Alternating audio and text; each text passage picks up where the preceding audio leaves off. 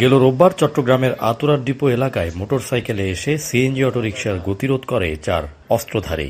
DB পরিচয়ে তল্লাশির নামে পিস্তল ও ছুরি দেখিয়ে লুটে নেয় 350 ভরি ওজনের 35টি স্বর্ণের বার, যার বাজার মূল্য প্রায় 7 কোটি টাকা।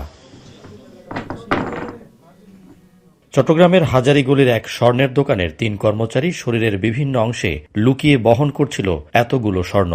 তাদের ভাষ্য, গলানোর উদ্দেশ্যেই এসব নিয়ে ঢাকায় যাওয়ার জন্য বাস কাউন্টারে যাচ্ছিলেন তারা।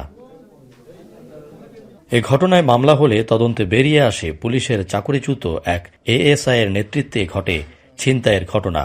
তার সাথে ছিল আরও 3 সহযোগী। 6 মাস ধরে এই পরিকল্পনার অংশ ছিল পুলিশ সদস্যের স্ত্রী ও স্বর্ণের দোকানের এক কর্মচারীও। তাদের ঢাকা, গাজীপুর ও চট্টগ্রামের বিভিন্ন স্থানে অভিযান চালিয়ে বৃহস্পতিবার গ্রেপ্তার করে পুলিশ। উদ্ধার করা হয় 290 ভরি স্বর্ণ। আমরা জানি যে আসামিরা ঘটনা ঘটিয়ে সারা দেশের বিভিন্ন জায়গায় ছড়িয়ে পড়েছে। আমরা এটা জানতে পেরে আমরা আমাদের প্রযুক্তি ব্যবহার করে তাদেরকে ট্র্যাক করেছি। চট্টগ্রাম শহর, ঢাকা শহর এবং বাংলাদেশের বিভিন্ন জায়গা থেকে তাদেরকে আমরা মোটামুটি 6 জনকে গ্রেপ্তার করতে সক্ষম হয়েছি।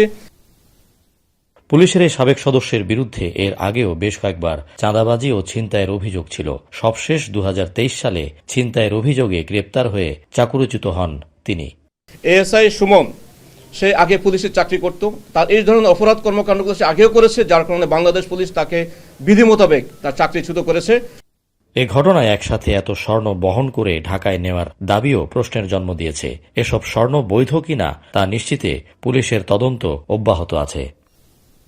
ফয়সাল করিম, এখন, চট্টগ্রাম।